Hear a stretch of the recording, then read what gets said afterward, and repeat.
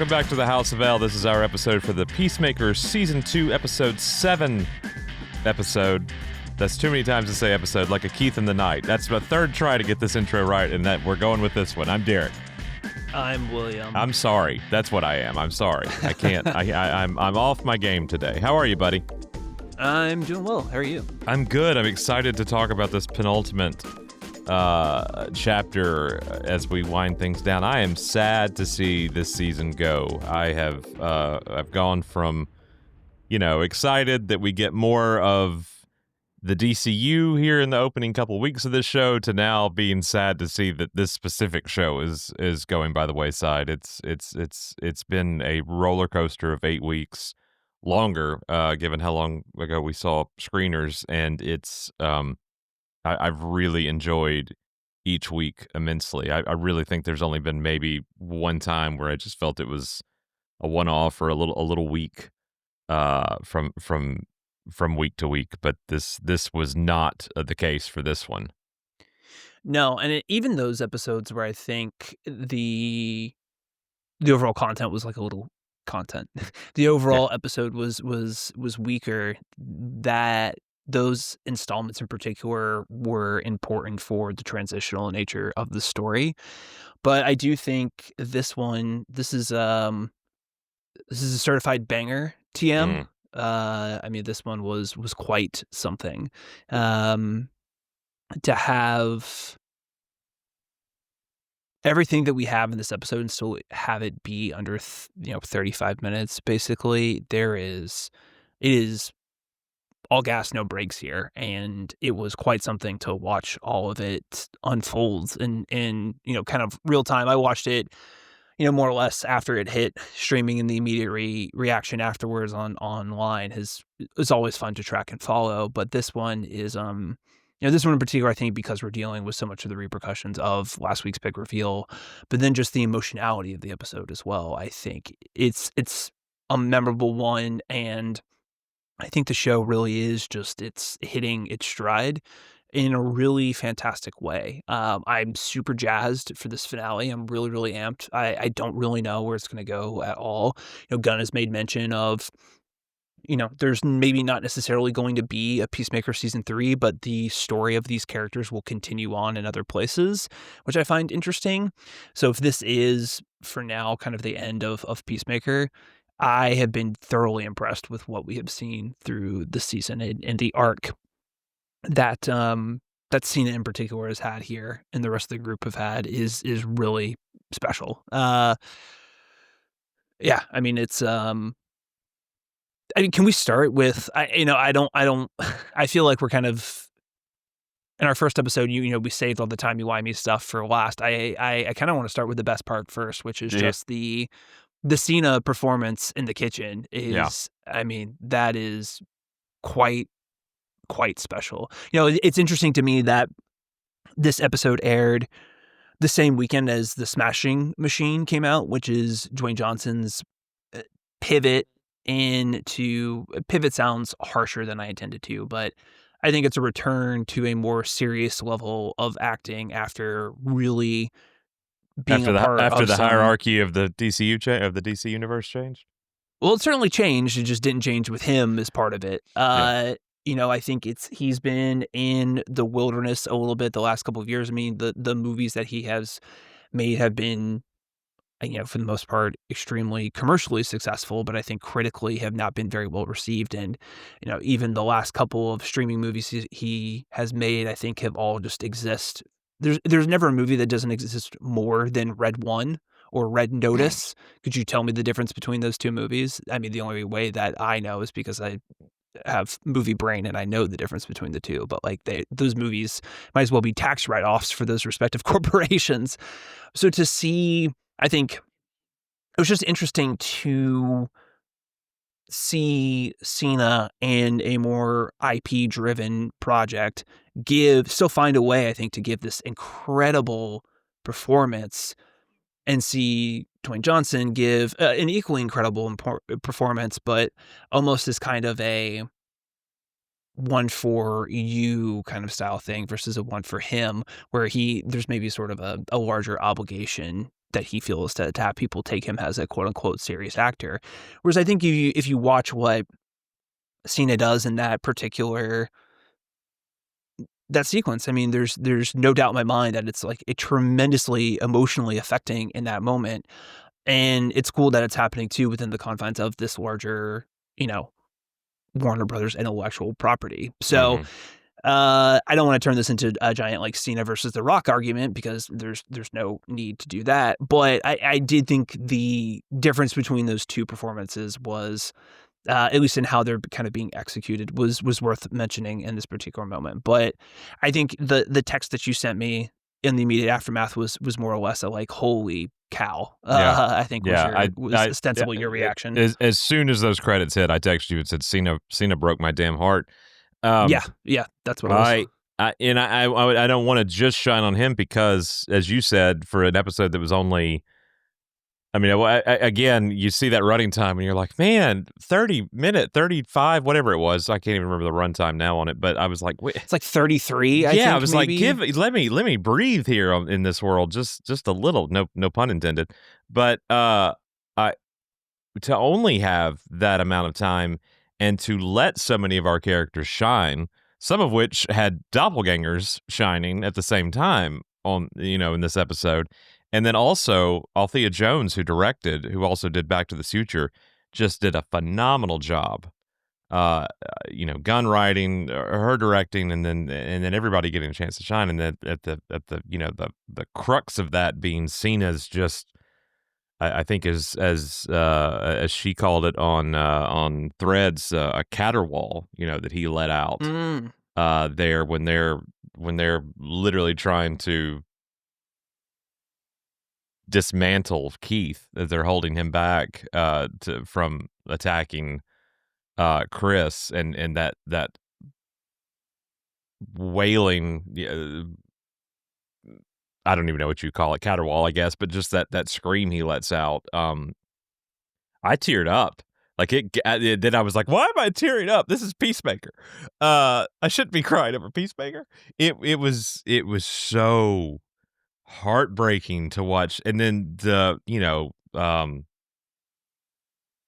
Earth X or Earth 2 Augie's monologue, and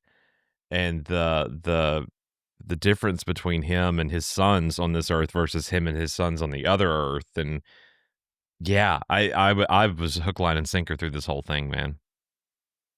I think the other thing that certainly adds, and this is not uh, a new insight here, but I think what makes that scene even more devastating is the fact that it's his found family is the one, and it's all of them. Like the way Mhm, in which it mhm. is staged, it is very clear that everyone of the 11th Street Kids is there in that particular moment, getting ready to take out Keith. The fact that it's going to happen again, and it's going to happen via the group of people that he is kind of, uh, his new family, right? Again, that Mhm. found family aspect is like, I think that's even more heart wrenching to Yeah, have it be done that way. It would be one thing if it was a battle between Chris and Keith and to have that moment replicated again, but to have it be something that he is completely out of control over in this instant, but have it be the people that he cares about the most, there's just, it's, to your point, it's heartbreaking. Like it really is. It's just absolutely gutting from start to finish. And just the framing again and how that comes to play is really, really strong. But yeah, that absolutely otherworldly, ethereal scream that Cena lets out. I would love to know what take that was, if that was something that they shot at once and felt like they had it from the get. I would imagine that I would certainly hope that they didn't have to go many more than that, because that is a long day of shooting to have to mhm. continually put yourself in that emotional headspace. I mean, I can't imagine. But uh yeah, I think that had to be a tough one because it is something else entirely. It's really, I know that there's a moment infused with nothing but pain, but that's a really special moment, I think, for him as a performer to have that level of emotion and to have it resonate. I mean, I was also deeply emotional in that particular moment. I think it is just extraordinarily well executed from top to bottom. There's reliving your trauma, and then there's reliving your trauma, like Yes. on another plane of existence. Which, I mean, again, that you could take that to mean many things with this, but to watch Augie die, which as soon as Vigilante came into focus in that window, I was like, oh god, things are about to hit the fan very quickly here. I mean, it was a tough watch. It was. I mean, emotionally, physically, like it was hard to. It was hard to compartmentalize all the bad of this world with the things that were still bad, but try not to be as bad. Do you And want to have the Augie speech conversation I now? want to Because I've have the seen Augie speech conversation, but I want to be so careful in having that Augie speech conversation because I watched it and I watched it again with the so so let me. go ahead. You go ahead, and then maybe I can I think we can formulate try how I and want to say parse this. this. So Okay. I think it is. I what's that like Twitter meme where it's like under no circumstances do you have to hand it to Hitler or like whatever something along those lines where it's like I don't. I think two things can be simultaneously true, right? Mm-hmm. Where I think the intent of Keith's speech, of Augie's speech is there's a lot of layeredness to it, right? I at its most basic surface level reading, it is something that I would say that I certainly understand, right? If you all you can do to a certain extent is take care of your side of the street and be there Mm-hmm. for your people and try and do the best you can within the confines of what you have. However, I do think, and Gunn said something kind of to the extent of this on Threads, I think, as well, where it's like, I do think that speech is meant to be a bit of a mirror to the Argus folks in the sense it's like you're still part of a system and you're not doing a whole lot to actively reject that system. Augie was not a part, so far as we know, and certainly didn't seem to be based on the way that Earth X Vigilante reacted. He's not a part of the Sons of Liberty, right? He No. is still in a place where he is reaping the benefits of the privilege that he has ostensibly. And, he's certainly trying to do good, but he's not putting himself in a position, I think, to be radical or really upend the status quo that he has for himself in service of something better. So I think that is kind of the line, that's the reading that I have kind of come to it, is that it's like, yes, you can certainly do what you can to try and change things. But also, I think if you have an obligation as part of and you're actively a cog of a larger machine, you have an obligation, I think, to try and you do what you can within that confines of that system to try and break the wheel, ostensibly. And it's Mm-hmm. very clear that he wasn't particularly interested in doing that. He wanted to do what he could, but not at the extent of really, I think, causing radical change. And I think Mm-hmm. that is, I think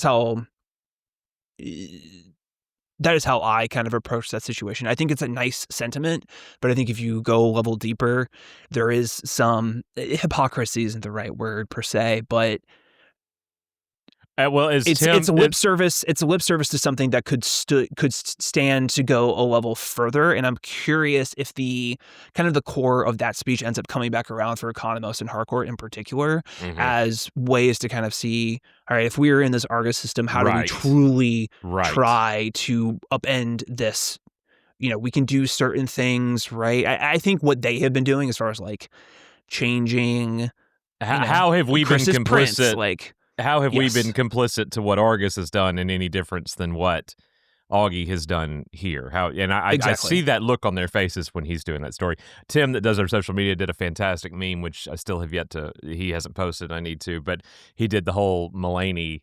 Explain to me how you're better than a Nazi, because I was over on the Yeah. bench. Like he did that whole thing with that scene, and it was perfect. But no, I appreciate what you're saying there. I was scrolling after the episode ended and got a reel of two guys pretending to be time travelers, and the POV was like from a crib up at the two of them leaned over, and they were like, okay, now that we're here, can't really do this. Like they were trying to act like they were, went back to, to Rhodey do the Hitler thing, and like cute baby, a horrible person, but cute baby, like that whole thing.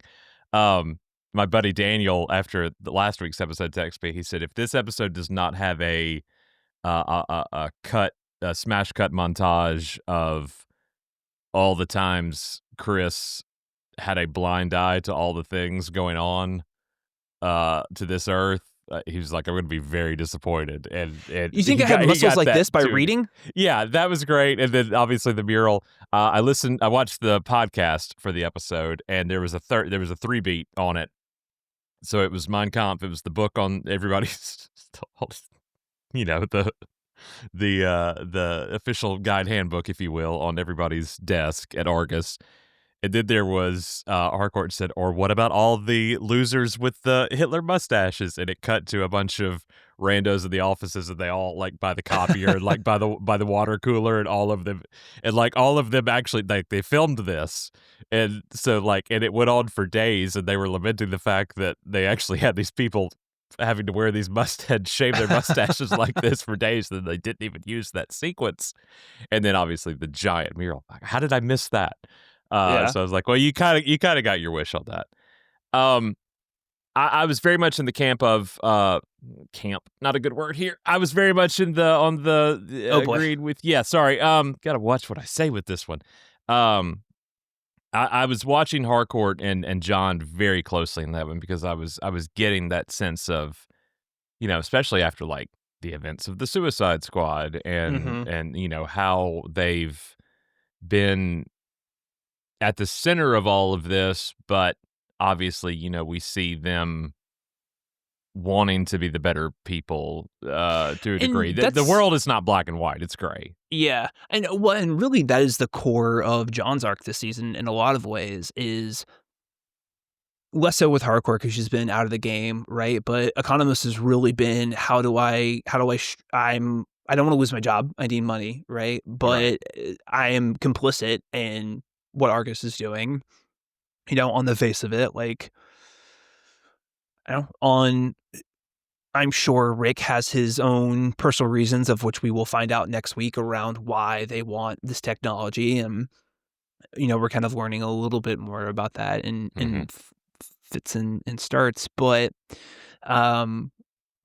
he's still not actively rejecting Argus for the sake of trying to help the world in a better way, right? He's trying to work within the system, but I think he's going to come to the realization that the system just isn't going to work, and he's still, even while trying to make change, is still complicit in what Argus is doing. So, I think that in particular has really been John's arc, and I'm curious to know how they'll kind of shape it for Amelia as well. But yeah, I definitely think that was the reading that I came away from. Is just like, it's really, that moment is going to be a catalyst for a lot of different people. The emotionality of it and what happens to Chris, and what follows. Obviously, that's one of the bigger takeaways. But I think it's really going to shake Amelia and Economos as well, and we'll certainly see the aftermath of that in the finale. I would go so far as to say maybe even Vigilante to a degree, after seeing what his other party is like.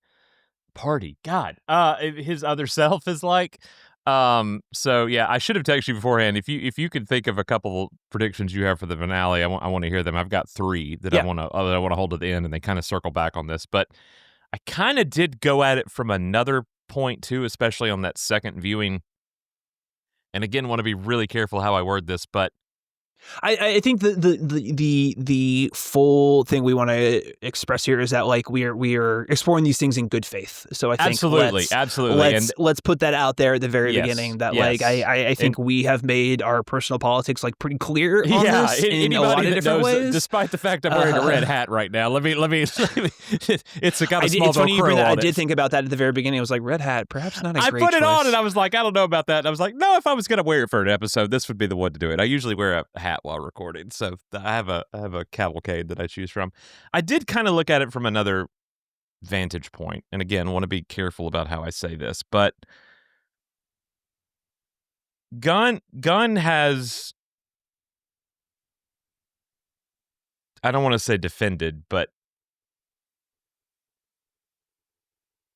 come to the aid of people that he has employed Mm-hmm.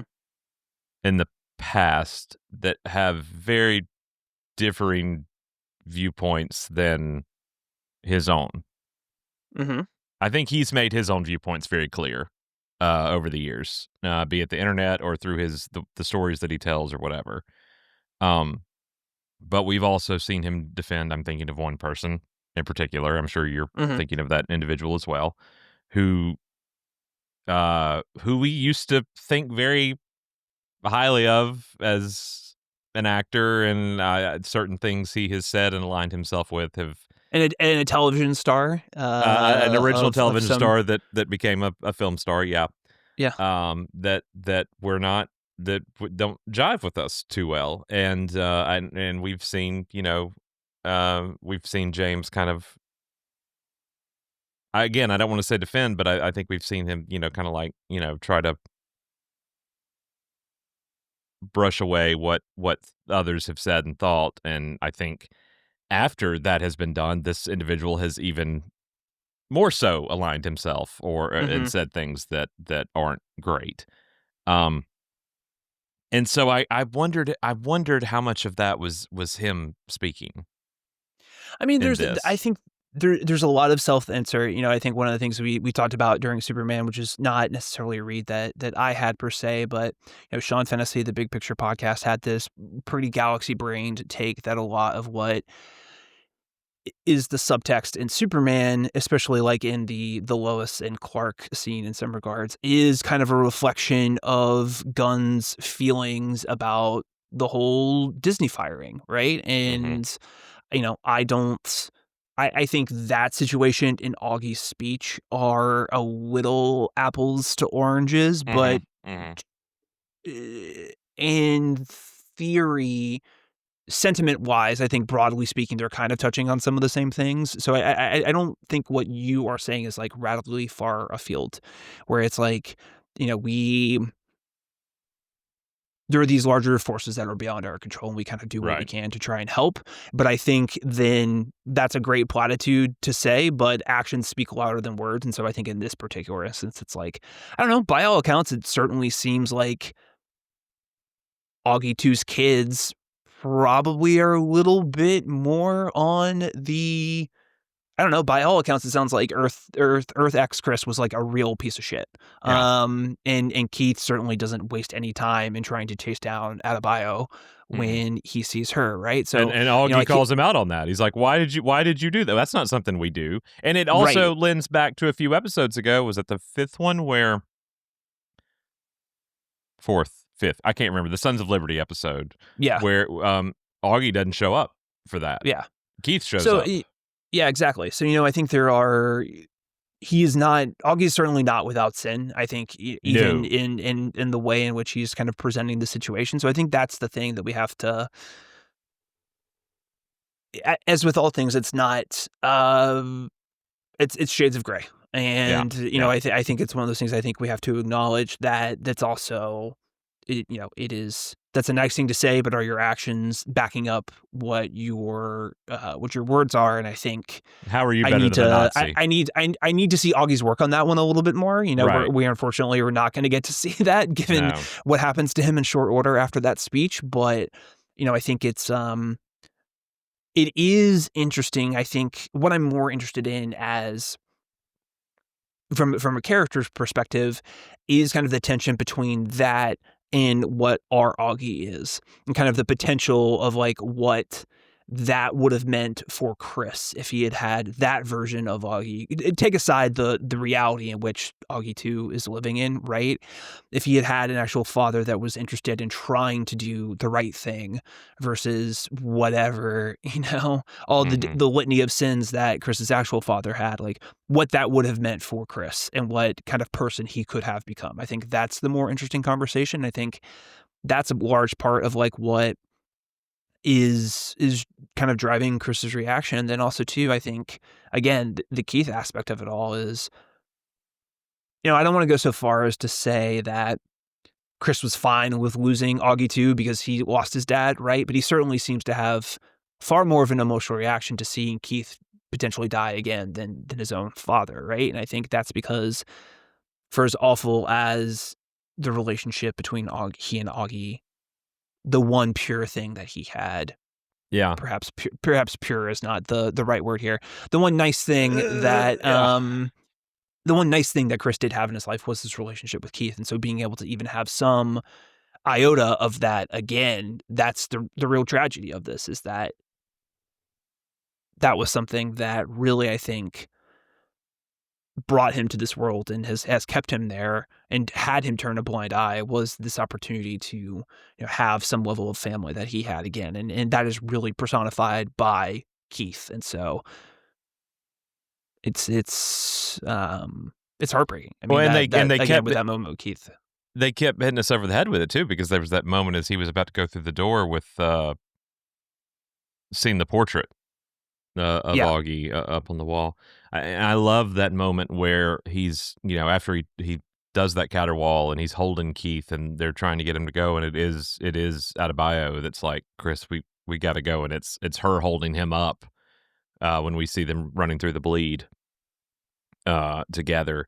And then there was that line that Augie gave at the beginning of the episode when he calls Keith home, and he's like, I never told you boys this, but one time I saw my other self Mm-hmm. in there, and there was something evil about him. There's something like he came from a much darker world, and then there was that was it Adebayo's line when she and Judo Master were in the house that was like, I'm not sure, things are that much different, Yeah. On our here world. Yeah. on our world than they are here. It's just like there was just some heartbreaking context being shoved at us over and over again. And I know, 'cause the Nazis are bad. You got to call out the Nazis, that whole Mulaney thing. But there were just these moments where I felt like we were not in a bad way or a repetitive way even, but getting hit over the head with just the emotional weight of what a morally gray place is, like Yeah. that, and not just the black and white, good versus bad, good versus evil, right and wrong of it all. Well, and that's the world that Chris himself lives in, right? This is someone who's a deeply flawed figure, who, when we first meet him in the Suicide Squad, his catchphrase is literally, "I cherish peace with all my heart. Mhm. I don't care how many men, women, and children I have to kill. Children, I Right. have to kill to get that accomplished." Like, this is the implication of that, is that he's not killed one child, but has killed children, Yeah. plural, Yeah. to achieve his goals. I mean, by all accounts, this guy is an absolute deplorable scumbag. And yet, over the course of 2 seasons, we have found a tremendous level of affinity and care for this character who, again, by all accounts, should be like an irredeemable piece of shit. Right. And so I think that is the tone in which the show lives in, is that shade of gray. And can you come to terms on your own as a viewer and find a way to root for someone who, again, on paper is not a good person, but is trying to be a better one. And I think that is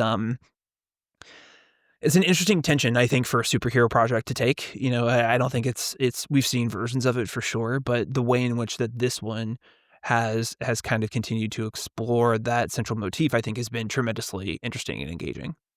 I saw somebody post, I don't remember where it was, Threads or Instagram, but they were like, "Why is everything so much about, Nazis and Hitler right now?" And I was like, uh, like the day after this aired, there was that huge Chicago raid, and we saw Yeah, kids like babies getting zip tied and stuff like that. yeah, I mean, it's like it's hard to not compartmentalize. I applaud Gunn for telling a story like this in our second real outing of the DCU, even. yeah, But it's a great catalyst for the 11th Street kids to kind of shine a light on, again, what they've been complicit to, including Chris, and what they could do to make a change moving forward uh, in the world. I wonder what aspects it will affect, because I know, like, Gunn has said, Peacemaker's not a big fan of Superman, and when Right. that'll come into play, he said that in the director's commentary of Superman, and that'll come into play on down the line. And so the more things change, the more things stay the same. I still feel like it will still have that lovable oaf of a Chris at the end of the day, even after this. But I do believe we will see a more changed Chris Yeah. when all is said and done. It was nice to see Judo Master kind of align himself with everybody, at least A fun wrinkle. I think we kind of had a feeling that was one yeah, of two ways it was going to go. Was either a bit of a team up, or he's just instantly killed. yeah. And I'm glad that Which wasn't the case. likewise, that conversation he has with ads, I think is another really really great moment within the course of the episode. And I'm also curious if Augie's speech made an impact on Judo Master in any way, shape, or form as well. Right? I think maybe after he crosses that line, literally back outside the Vigilante's mom's house, but then still gives Yeah, Chris I his can't say out. he seemed super jazzed about having to do that. No, but he did, kind of defend everybody else in the process too, and I enjoyed the conversation that they had in the house that he and Leota had. That that his main goal was to find some snacks. That little man and his metabolism, good for him. Everything having an H on this world, I guess, is what we would assume why everything has an H Yeah. in this world. I almost Yeah. expected Scrabble to have an H and not be Scrabble. But Cheetos and Cheerios both having H's thrown in at the end there. But it is funny to me, and it kind of goes back to that whole the more things change, the more things stay the same. Even though this is the only other door we have really entered, we've seen other doors open, like that alien. And there's a shot in the trailer for next week that's much further pulled out than the close-ups we've had of the bleed that look like way more than 99 doors Yeah. in there. So I'm curious to see what our events unfold here in the finale. But I for this to only be Earth X or Earth 2, how similar things are.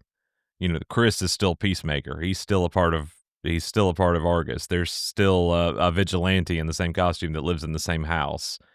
Augie is still the blue/white dragon. Like, there's so many very common denominators carried over from Earth to Earth, despite the fact that the biggest change being that America lost the war. So that still becomes very interesting to me. There's other questions I have as a result of that I don't feel like we're going to have time to answer now, that will just be left hanging. I still question how our Augie has all that tech, versus Yeah. their Augie and stuff like that I just don't know that we will get to. I did see Gunn say that we will find out what happened on the boat in the finale, so I kind of predict that the opening scene will be a flashback to that. Is my guess. We'll see if I'm right on that. We were right about Sydney and the Luthor Corp command module being featured in this episode, which was good to see that again. We did get a Superman reference in this episode as well. So that was cool. It was not quite the Sydney I thought it was going to be. I did kind of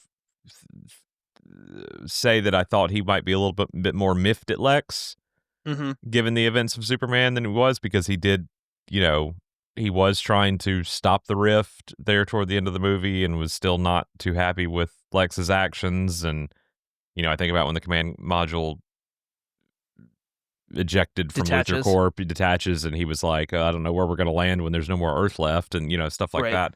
So I did expect him to be a little bit more, screw Luthor in his methods on this. But when he was like, what's in it for me, and Rick was like, nothing, I'm happy to tell Lex you weren't cooperative with him, and he he kind of cowered. after that because he did want to be Lex's golden boy. But Rick, it took him all of 19 seconds to locate the rift, so that played well in Rick's handbook as well, to the point that he said he would be utilizing again. And the fact we see him in the trailer for next week, and he's not in a prison uniform, he is wearing citizen civilian clothes. And that's one of my theories about next week, is I do believe we are in for some sort of time jump. Because Okay. this really did feel like a season finale in many ways, other than the very shortened length. That you could have left that as a cliffhanger, but I predict at least a month has gone by, if not more, by the time we open on the finale, with Chris being incarcerated. It looks like John, Amelia, Leota, and Adrian have all come to visit, and he will not, take any visitors. They seem to be much more in the camp. They're working with Argus again. We see them, going through doors in the bleed, testing things out. What is Rick's line about? Or maybe in Carl Harcourt's line that was like, we're searching for resources, for our Earth in the midst of all this. But I do think, to what we've both said now, I do think it's going to come back to haunt them, of the whole, what are we doing? Why are we working with this organization? And there is, my other theory is, we see that shot of them raiding Adrian's stash of cash and everything, and they're all very happy to do so, including Adrian. I think they are going to create their own group. Yeah, or I think certainly go on the run. I think that might be something where that could be certainly an element of things, as kind of almost a like an A-team, soldiers of fortune situation. Yeah, the 11. I mean, literally calling them, because Leota's thing didn't pan out, obviously. So I could see them forming the 11th Street Kids Detective Agency, or something along those lines. But yes, like mercenaries for hire. A type situation, which I think would lend itself to weaving in and out of the DCU proper in the future. It does make me sad to think that we might not get a title, that it's not a Peacemaker show, but that it would be more about all of them if it was some other iteration that revolves around them. And I think it would be dumb if the Waller series, if that's still happening, was not focused on them. Right. As a result of that, but that's kind of how I think things are going to go. What about you? What do you think we're in for when it comes to next week? I mean, I think it is. We have to do some cameos, right? So I think those are allegedly. We'll see those in the doors. We'll see those in the bleed. I think we'll get some. I know personally, I would like to have a little bit more clarity on, maybe, is this the space where some of these actors who have been involved in previous DCU projects are sort of soft confirmed for roles in this new one, right? Like, are we going to see a door open up with another version of the Suicide Squad that kind of has Margot Robbie and Idris Elba and some of those other characters? That might be wishful thinking on my part, but I would like to see that. So, I certainly think we'll get plenty of insights into what some of these other universes look like. That's absolutely a safe bet at that point. Some sort of soft confirmation of Brainiac, I think, is it. It's interesting that Sydney mentions in so many words that this tech is far more stable than anything Luthor was able to create. So the idea, I mean, we already know it's from another world, but the idea that it is either like some bottle city or whatever the case, however kind of want to define what that looks like, but some larger allusion towards Brainiac, I think. If he's able to track that riff on Earth, what's to say that somebody like Brainiac can't from beyond the stars? And maybe that's just something as simple as, I just rewatched Avengers yesterday for another podcast, and the line Renner's line is like doors open both ways, right? So I think something along those lines where it's like, even if we don't necessarily get a shadowy Brainiac reveal in the same way that we did with Thanos, right? Like just maybe the understanding that there is another otherworldly presence that is monitoring this in some way, shape, or form. And then, I still really would like to see some reunion between Rick Flag Sr. and Jr. We didn't really get that in this for understandable reasons, but I'm really just so much of Rick's arc this season has been about that. And so to have that seed planted by showing Junior, even in Earth X, if there's an opportunity to have some level of meeting between the two of them, I guess this is more of a wish list than it is predictions per se, but I still think that is something that they've Gunn has hammered that narrative enough at this point that I feel like it kind of has to come back around in some way, shape, or form. Yeah, and I think too that Gunn did say this one's going to be, I think somebody was like, I was really disappointed to see the runtime on this one, and he said the next one's over 57 minutes long, which I guess means it's going to be like it's basically going to be a supersized relative to what we've seen previously. 57 minutes and 13 seconds if it's over 57 minutes. But I still think there's going to be another cameo, be it somebody we've seen or not seen. Again, we know Otis is in it.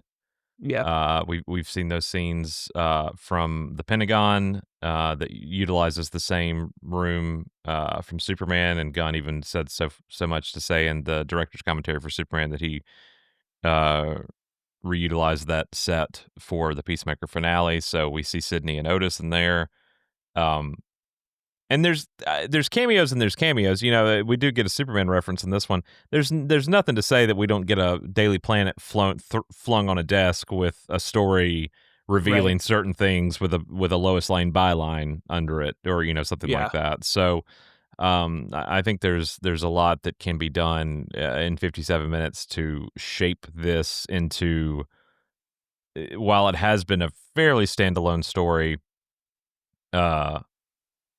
We do know that it sets up the door for Man of Tomorrow, so I think that we're going to see some things that do some, not quite maybe heavy lifting, but some assists that bring it forward on that. A 5-pound dumbbell lift as opposed to a 300-pound squat. Yeah, is how I would probably imagine it will function. But yeah, we'll see.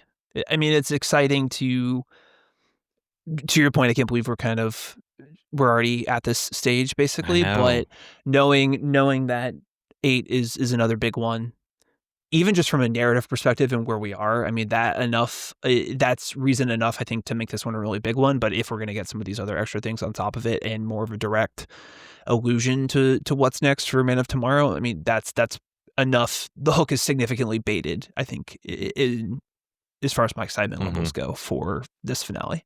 If you haven't been able to join in on any of the watch parties that Gunn and the cast have been doing on Threads on Monday nights, rewatching the episode ahead of the next one, I think for this most recent one, they actually had to do Sunday night. I think Gunn said he was traveling or something. But I've seen a lot of people say, and I don't know why, I guess just because they were both costumed and it was hard to tell who was who. I've seen a lot of people be like, "Oh, Adrian too went through the door. Which vigilante came through the door?" Yeah, and he was like, "No, there's no switcheroo. That's our Adrian that went through. Why would our Adrian not follow his quote unquote best friend through the door?" It's one of those things where it's just sometimes I think, for lack of a better phrase, lost brain infects people, where it's like everything is like a twist or is a puzzle to be solved, and it's like, no, most of the time these decisions are like far more straightforward. You're reading a level of intent that is either not intended to be there or was certainly not something that was considered, and that is never at any point did I think that they had switched in any capacity. It's not, it doesn't make narrative sense. I don't, I don't understand what that would do as far as driving the narrative forward. It made far more sense to see the other Adrian, do a huge kick and slam that door shut on his Earth, and keep his world closed and killing cops. I'm okay with killing cops. That I loved that with the two. This little mother, talking about Gino Master, that they all kind of Somebody align. said that was like a Tim Robinson-esque line reading, and It I was a haven't been Tim able to Robinson-esque line. haven't been able to stop thinking about Tim Robinson doing that line. But yeah. We did get another cameo though. Fitzgibbons from season Yeah. 1 returns on Earth 2. Obviously, his partner would not be a police officer on this Earth, but we did see him return as part of the Evergreen Police Department. And shout out my guy from Riverdale. Did you know what happens to him in Riverdale? That's Betty's dad. I did not continue on Riverdale past maybe season 1 or 2. That is Betty's dad, who is revealed to be a serial killer, who then she goes on to have a sort of Clarice and Hannibal Lecter-esque relationship with. And that he's imprisoned, and she goes to visit him in prison when Riverdale becomes like a detective or season. I don't know. Truly incomprehensible show. I loved every minute of the 3 seasons of it that I watched. I love Lachlan. He's a great actor, but he also, I wonder if he has some kind of title because he was on Smallville. He was on Arrow. He's been on Peacemaker now. I wonder if he's got any kind of credit for having some of the most DC credits to his name. But I know the studio system doesn't really exist anymore, but does he have like a sweetheart deal at Warner Brothers where he can kind of just like show up on some of these projects? I don't know. It may be because not only was he in you mentioned Riverdale, and I've completely forgot that he was in Riverdale, only having watched the first season, but he was also in other Warner Brother DC show, Lucifer. He was in Lucifer too. Oh yeah. So he's definitely made the rounds with these. So, but it was a fun little nod to see him again, and a nice little way to bring season 1 back into the fold. With everything going on in Evergreen, and also showing that the police are completely contempt and everything, on this Earth as well. Because even Augie was like, I don't know what she think the police are good here. Yeah. You two need to come with me if you want to live. Yeah. Yeah. You got that too? I forgot to make mention of that. That was good too. Huge a couple weeks for Terminator. I mean, there is.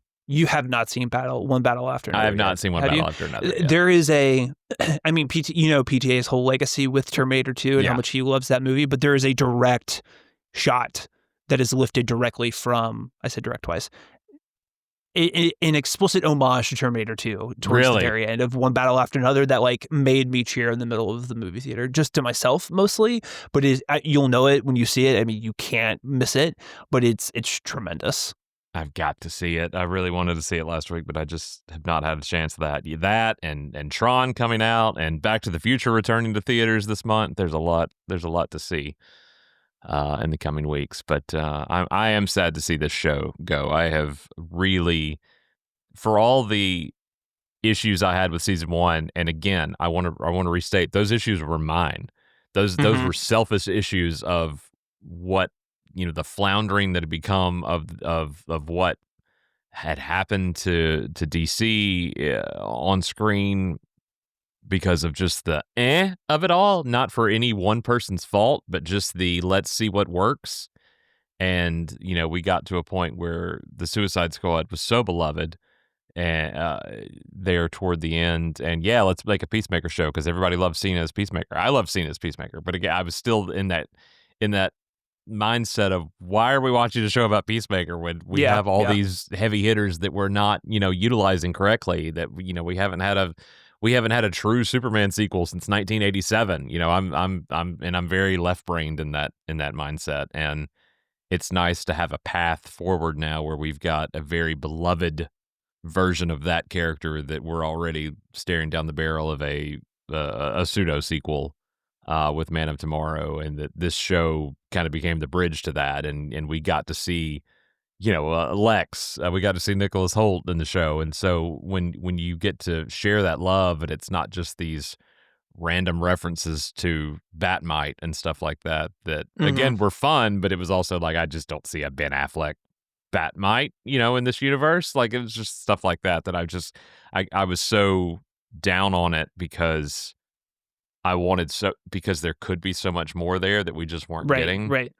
And now we're The finally potential getting of it the all. potential that we're just left on the cutting room floor, and now we're actually seeing that all of that come to fruition. It makes my heart happy, uh, and I think that this has been a huge um, love letter to these characters who I did love in season one, and I Mhm. did love in the Suicide Squad, and still don't understand what they were doing in the Shazam sequel, Cliffhanger, Coda. But that's neither here nor there. Gunn didn't understand what they were doing there either. So it's been really fun, and introducing new characters that I hope we get to see Yeah. continue in the DCU. I hope Tim Meadows' Flurry comes back. I saw somebody say, I hope he's the person that when there's it's a bird, it's a plane, it's Superman, he's the one to Oh, go. It's yeah. Superman, He's that the one that says he's it, the yeah. one that says it. So I don't remember who said that. I'll find it if it does happen and give them credit. But um, I hope that these are characters that get to weave in and out of the DC universe moving forward on screen, and that it is fun. I think this goes back to something we said in the first couple episodes. It is nice to have somebody who is the writer, the director, the showrunner, also be the co-CEO of the Yeah. studio, getting to not have to sit through notes and meetings and Mhm. seeing the kill their darlings over and over again, to know something that'll work. And that doesn't mean it's always going to work. I mean, a writer's a writer. At the end of the day, something that the writer loves is not something the audience loves. I know that firsthand, but that we are seeing more often than not people really identifying with this new turn, with this Superman, with this Lois, with this Peacemaker, and everything. So I'm excited to see where we go for here. I'm really looking forward to Thursday night. I don't think we're done on the tiers quite No. yet. I hope we don't have to sit through another death. Obviously, I think it goes without saying. We see Keith wheeled out in the ambulance, still alive. That is not over yet. I don't believe. I do believe there's going to be some revenge there, which is another reason I do think that there's going to be a time jump for him to Yeah. have healed and to come after Chris. So I fully expect that to be part of the situation. I would be really surprised, to your point, if we do not see a Flag reunion, because it was Mhm. weird to go all the remainder of these episodes on this earth and not see him again once on with for Junior to be in Argus at all, especially now that, or after the fact that our Chris and that Amelia got together. Yeah. So it'll be interesting to see. I was so happy, I think I remember what episode we talked about it. I think it was the first one with the peace cycle. I was like, I can't wait to see him drive that motorcycle through the door onto Earth, We and were he so literally, close. and he said So it. close. He said, "How big is the door you guys made?" Because I'm taking this thing back with us.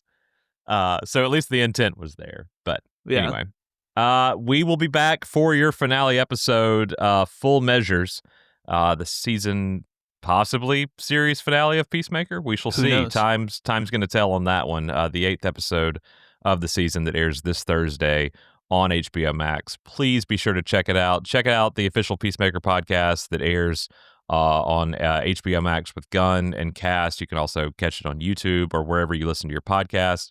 As for us, you can listen to us wherever you find your podcast. Just search The House of L. We cover all things with the DC universe. Specifically, if you've been listening to us for 2 decades, we're a Smallville show, but as the doors have opened up, no pun intended, we're doing more and more, and excited to be doing so. I'm so excited to have been doing this with you. You and I This has been met awesome. because of Smallville, because of the podcast, over 15 years ago at this point. So getting to do this with you has been really fun. I'm looking forward to doing Lanterns. I hope you'll come back for some of that with me. I Of know course. our buddy Graham, if you've been listening for a long time and we're a fan of the 10th Wonder hero show, Graham and I are going to be doing that together, which is going to be really fun, doing a podcast with my oldest friend of all time once again. I felt really old. Heroes had its 20th anniversary last week. Crazy. Time is weird. Time is weird. So yeah, please listen to us and follow us wherever you do your social media. We are at Super House of L. we would love to have you follow and engage with us. And I hear you're doing a little something Peacemaker. Yeah, I would I would just stay tuned to GQ. I will definitely have some thoughts on how this ties in to Man of Tomorrow. So check it out. All right. I'm perfect. curious to see. So yeah, Yeah, GQ.com, Friday morning, fire it up. Friday morning, and then as soon as that episode is over, you and I are going to be as quickly as we can getting on mic to discuss this finale, and I'm really looking forward to diving in fully on that. So we'll see you guys next time. Thanks, everybody. Bye, everyone.